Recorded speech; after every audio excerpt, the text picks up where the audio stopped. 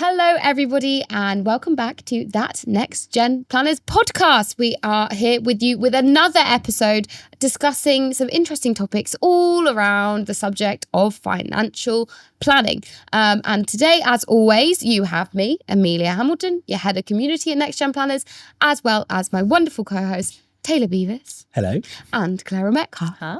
And we're not joined by anyone else because you know what? We're plenty. We're more than enough. But yeah, in these episodes, we are going to take a topic that's perhaps a little bit controversial or something that's a little bit more in the zeitgeist is the word that I'm going to use. I like that word. Just a pretty face. Not even.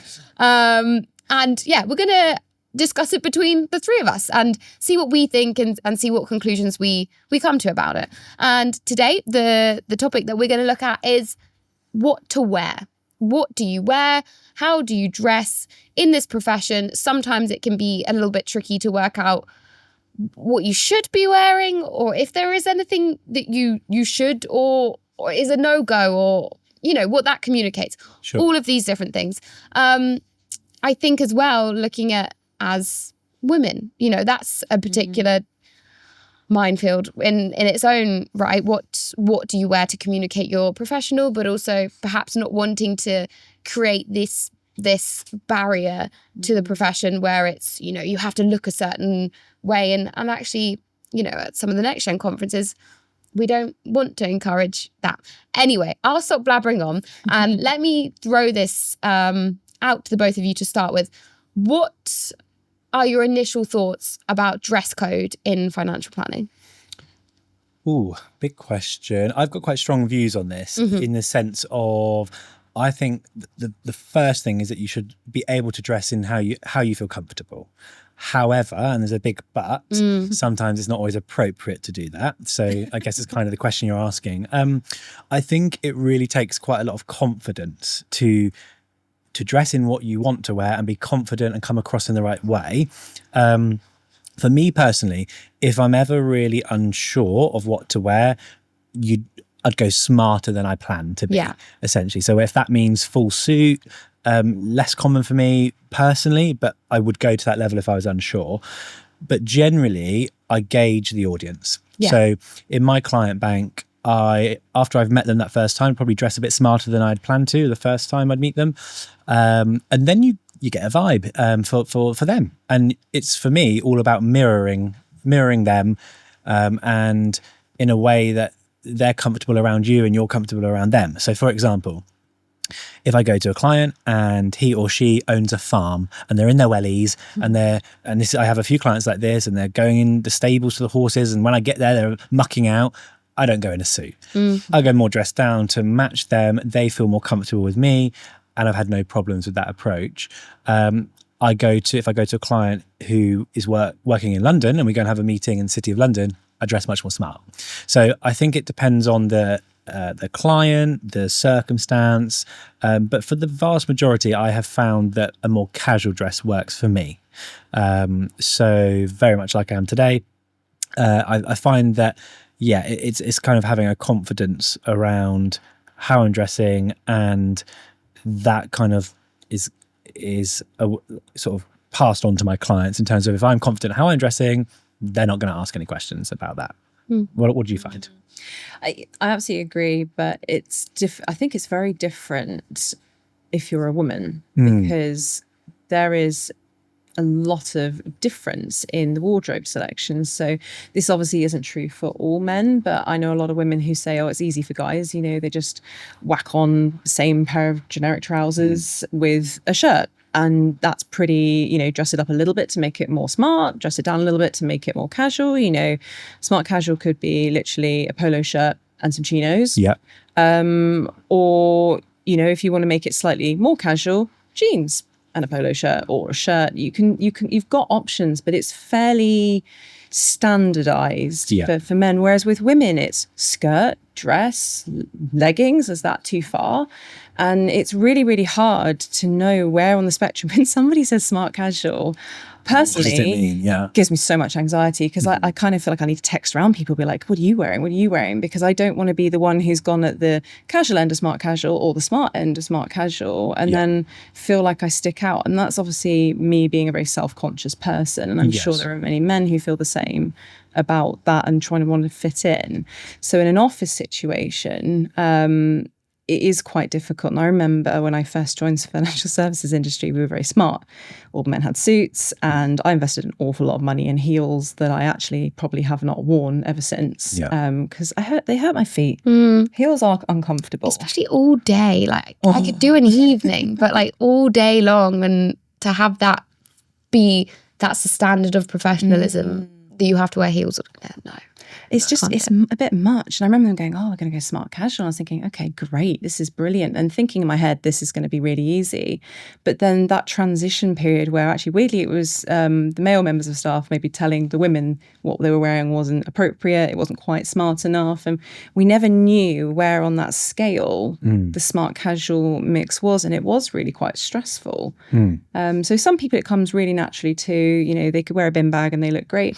You've also got the other end, which is where people maybe struggle with their weight and they don't know what's appropriate, what they feel comfortable in, but what others may consider as, again, fitting in with that office look. I know myself, I've struggled with my weight in the past, and sometimes I do want to just wear a big sack because I don't want anyone to see me, really. And it's really difficult to still look tidy and professional sometimes. And again, there's that element to it as well. I think it's really interesting how we kind of view this. So let's say you're the individual that we're talking about who's looking at what to wear and you're unsure what to wear. If you go too smart, you have that kind of internal anxiety, a bit like at a social event, like you were just explaining, where you're asking your friends, what are you all wearing?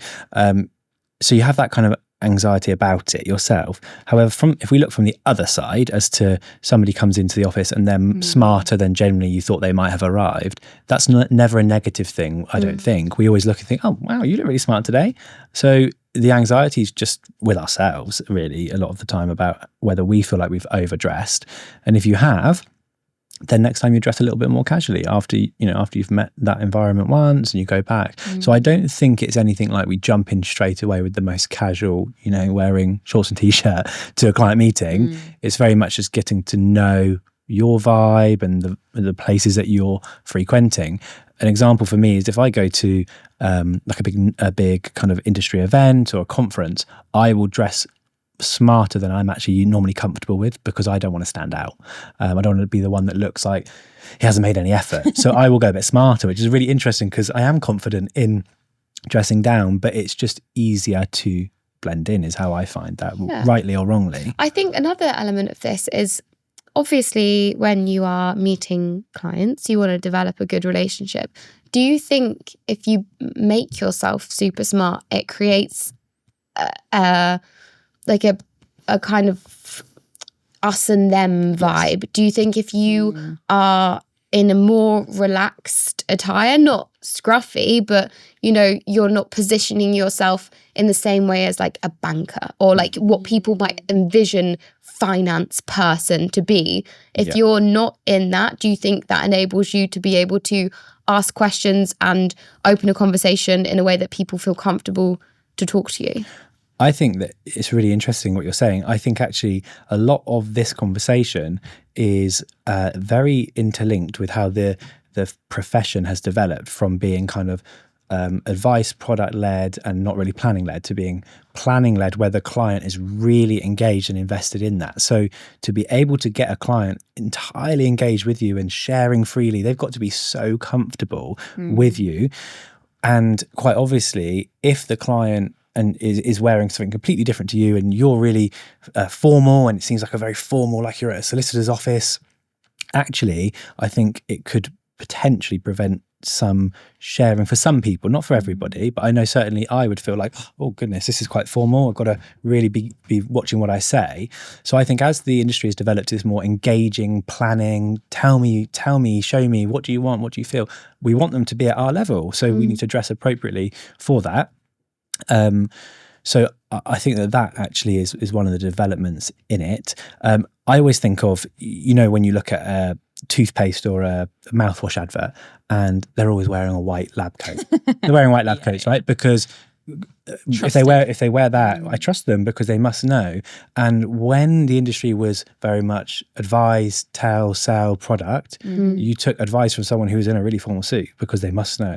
And I think it's changed a little bit.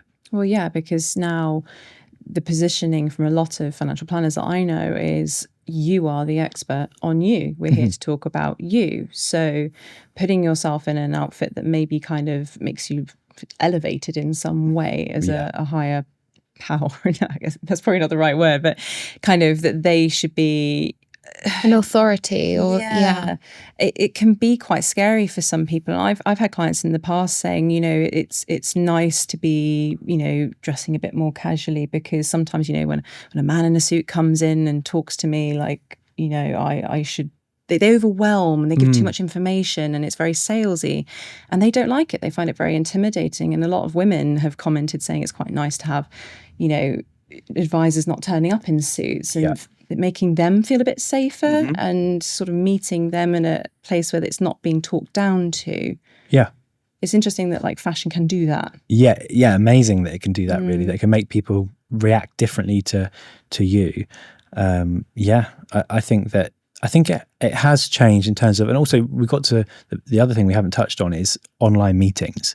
So I always find it really odd if I'm on an online meeting with someone else that works from home all day long and they're sat in a suit. I mean, that can't be practical or comfortable to be in your home all day long in a suit.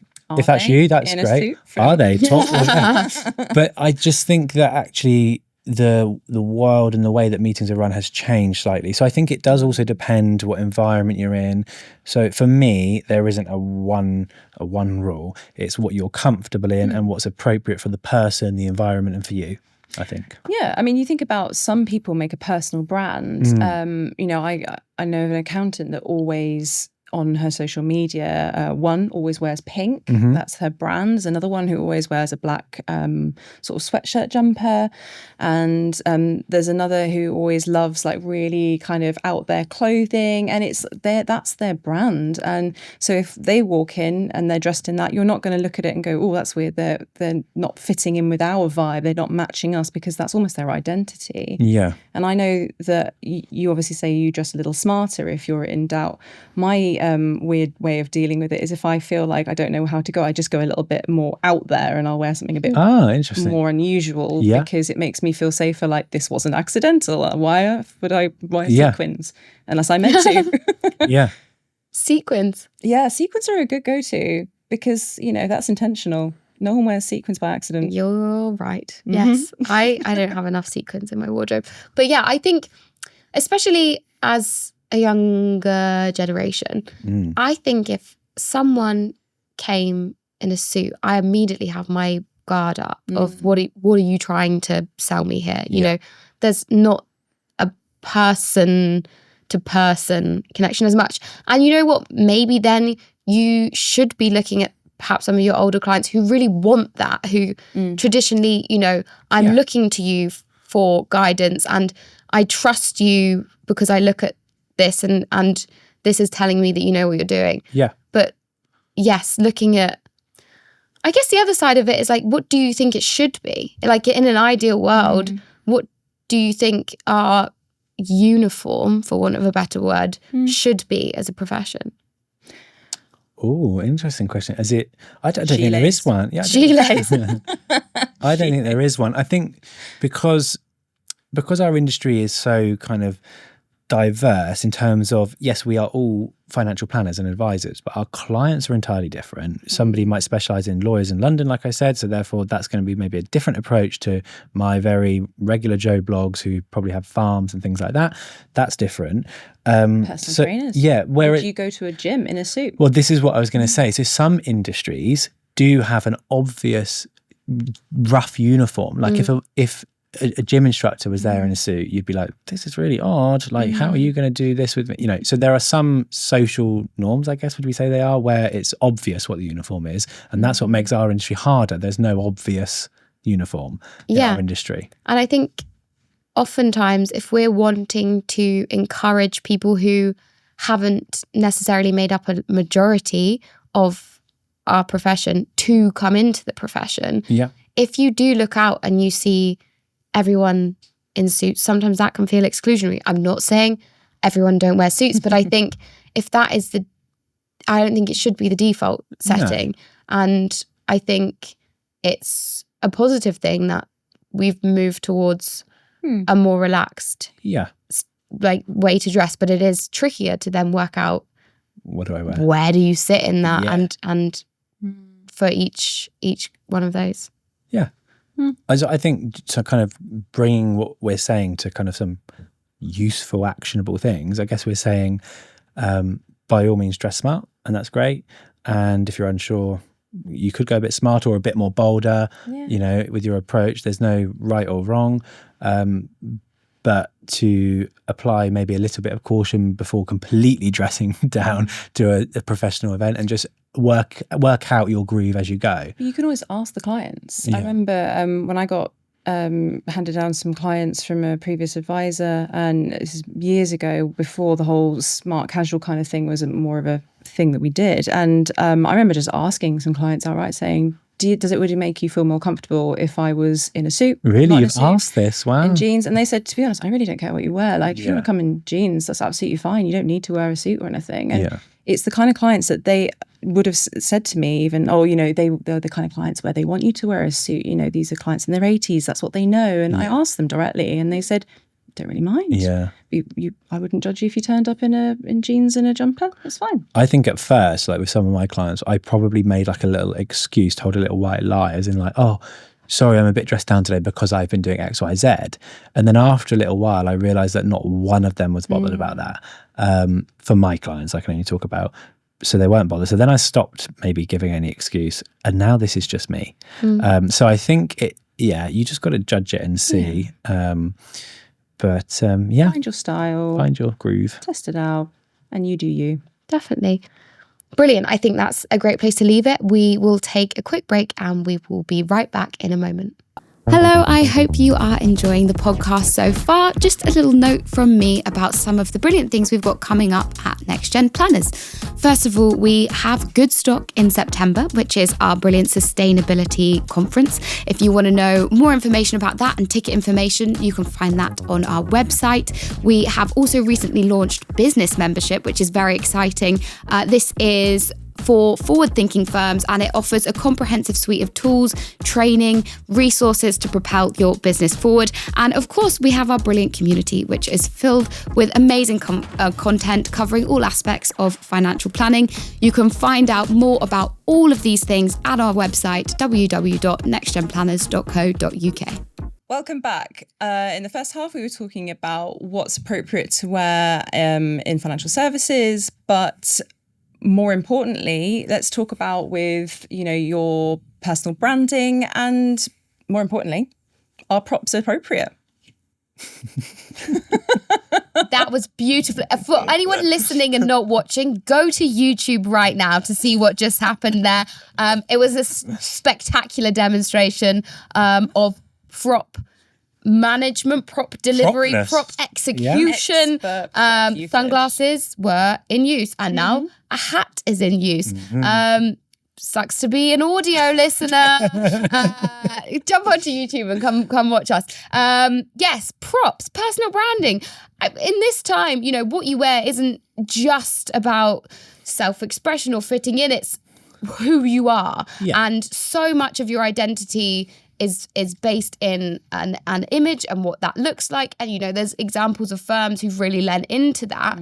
How important do you think your identity in terms of personal brand and having that kind of homogenous look is for a financial planner in today's world? Yeah, I think it's really important. I think props is one thing, and jokes aside with the great sunglasses, but props definitely make you stand out. So I think props are really important. It doesn't have to be props, and I'll come on to that in a second. But I think from a personal branding perspective, it gives that kind of continuity, that ability for you to be recognized very easily and someone to know that is this person who does this and this is their job, and we link things together much faster than if we didn't have those props. So I think things like colourful glasses or a specific type of shoe that you'd wear or braces, those kind of things are really helpful. Not necessary all the time, because it can be other things, like it could be you always smell a certain way. So whenever they sort of walk past you and they're like, oh my gosh, that is that's the scent that Taylor always wears. It could just be a certain sort of outfit that you always wear. I think it's really important. Yeah, I guess also it's not just in person, it's social media, isn't it? If you're looking to build a following, some kind of prop or colour or something that makes you identifiable will help people recognise you, as you kind of mentioned there. Like if you are looking to make content, make videos, if you're posting on LinkedIn, if you're even posting on TikTok, on Instagram, if you have that identity, it's going to help people know what you're doing, who you are, and make it easier to find you when they want to go and search your content up. Yeah, and I don't think it has to be necessarily, like I said, a prop. It could be a prop. It could be the scent. It could even be your name. If you have a very unique name, or a very odd name. I'm not a fan of my name, but I've kept it even post-marriage because people tend not to forget the fact that my surname's like Beavis and Butthead, right? so pretty much, if I say it once to somebody, they're going to remember the surname. And yeah, that's almost like a prop and a tool that I use to help myself. But our brains are hardwired for pattern recognition, aren't they? So if you're trying, because they say the hack for social media is to remain consistent, show up, turn up, and people are always saying, you've got to post once a week, every week, or else the algorithm doesn't like you. But that's not really it. It's about being consistent. And if you're showing up and you look a similar way, if someone's scrolling, their brain goes, I've seen that before, and they're more likely to watch it. And actually, if you are producing something that's valuable, then they are more likely to tune in, because their brains almost stop them to say, quick, let's jump back to that. So if you're looking to build a trusted brand or trying to do well in social media, actually having a thing can be really helpful for trying to establish that. Do you think, what are your thoughts in terms of, and we're talking here about kind of in the industry, what about for clients? So does it give them a sense of getting familiar with somebody and knowing that person looks and appears the same all the time, every time that they see them? Do you think it helps clients or not to have a personal brand? It's difficult, isn't it? Because it's different on social media to IRL. You're going out and seeing a client that you've known for a long time. They really won't notice if you're wearing something slightly different. And I think if I did turn up in the same outfit every single meeting, they might wonder if I have any other clothes. Yes. And then the smell thing might start, Yeah. Maybe they would be going, does she smell? Is she washing? Yeah. But no, jokes aside, I think it is different. Whereas if you're on social media, it's about a brand, really, isn't it? I think it also helps to feel like, I think especially younger people can be drawn to people who they think are like trendy and cool, and like you're at the cutting edge of stuff. You're thinking about things. You're not just focused on this one area, you're really looking at the whole spectrum, and you've got this cool image and identity. I think that can't help but be useful if you're wanting to attract a certain demographic of clients. That I think I'd be attracted to somebody professionally. Good save. Just to put out, as someone who's like got really solid in like who they are, their identity, and they're thinking about it, and it is kind of cool, and it's I think that's a good word, cool. Like it's a bit like with your friends, and then you have that one friend that's always just wears something cool Yeah. and is always a little bit out there, makes them recognizable, makes you want to be their friend a lot of the time in a weird sort of way. And I think you're right in terms of what you're saying about social media. The personal brand is really relevant there, and because there's so much noise, right? There's so many people, there's so many profiles, there's so much content, so you've got to stand out. And so I think it is necessary to have a brand of a sort, or even. Is it something that you had thought about or not really? Because the thing is, you don't have to. No. And none of this conversation is you need to go out and do this. It's just an interesting aspect, isn't it, of an extracurricular kind of thing within your profession that you could lean into should you want to, should you feel like that could be something that really benefits you. I guess the way you've talked about clothing is looking at client facing, what works for them, what works for us, what works for me in that relationship. Yeah, I don't think I've thought about it, but just being kind of raw and honest, I don't think I've got to the point where I know what my specific personal brand would be, because I, kind of, as I was building my practice and my business, I kind of fumbled my way along. And so my clients are all a real mix. I don't have a set niche, whereas I feel like if you start from wanting to find a niche to appeal to a certain sort of audience and have a certain brand. So I'm kind of discovering these things later and trying to work out what fits in with what I do. And so I don't think I've got there yet in terms of knowing. But from what I've seen, some really good examples of people where, we spoke earlier about, somebody who we all know, and we said first thing is really colourful, lovely glasses, right? And it's just, and that's not the most important thing about that person, but it's something we all remember. It stands out. So it does work, I think. And I think for me, it's something that I even need some more thought on in terms of what I could do, or to look different and stand out.